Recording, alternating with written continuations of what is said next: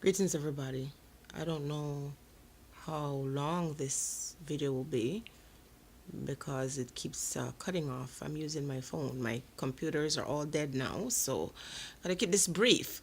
But I just wanted to come here and just to say to all the Jamaicans that live abroad, wherever you come from, wherever you are currently living, you can't forget your roots. You're not supposed to forget your roots.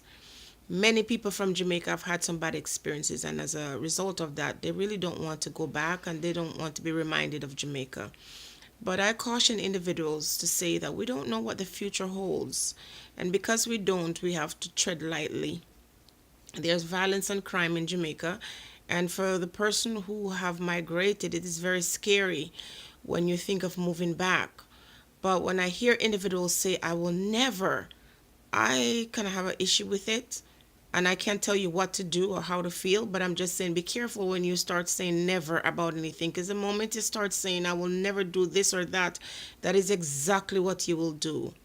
And so, where I live, it is relatively safe, but you still got people dying. You still people getting people gunned down daily. Over the past weekend, 5 people were shot. And so violence and crime is everywhere. It's not about a country per se. It's not because one set of people is more evil than the other. It's just a human condition. People, have no self control and often give way to crime and violence. That's just how it is.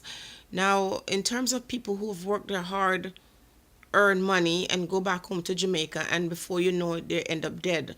These circumstances are not just something for us to look at, you know, and just make judgment without understanding the facts because there's so many things involved.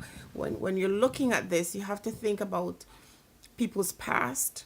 You have to think about family and relatives that might be involved. You have to think about the society where they're coming from and the society in Jamaica. You don't know what is going on in people's private life, and therefore it's very difficult for you to judge it. Because Jamaica is a small island, it's hard not to notice the upsurge of violence. With the emergency situation in Montego Bay, it goes to show that violence can be stemmed when the government find it necessary.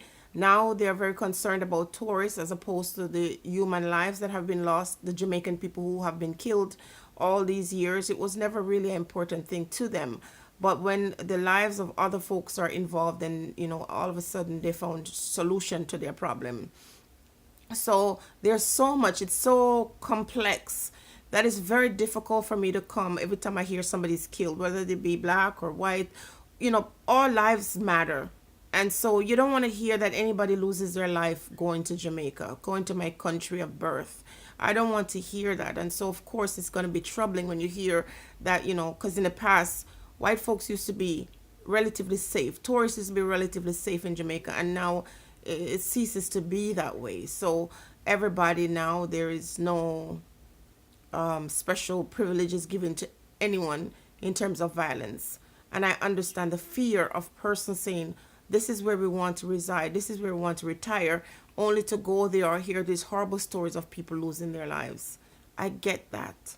But I can't possibly come out here and say, I will never go back to Jamaica. There's something about that statement that I find to be very frightening because the truth of the matter is, many persons who are from Jamaica live in New York City, live in Chicago, living in areas that are very close to war-torn areas, people losing their lives on a regular, and you will never hear these individuals say that they would never go back to Jamaica. Now, if you're traumatized and you're saying that, I understand that. But to just hear of random stories and just to say, I will never go back, I think that is very dangerous because the truth of the matter is, most of us who live in different parts of the world are living among people who don't even like us. Give thanks for those who are charitable, who are good and kind in their heart, and who see no difference in the human species except that our diversity make us more beautiful. Our diversity adds, beauty to the landscape. But there are individuals, such as some of our neighbors across the border, and even in this very country, that doesn't even like black folks. If they could get rid of you in a hurry, they would.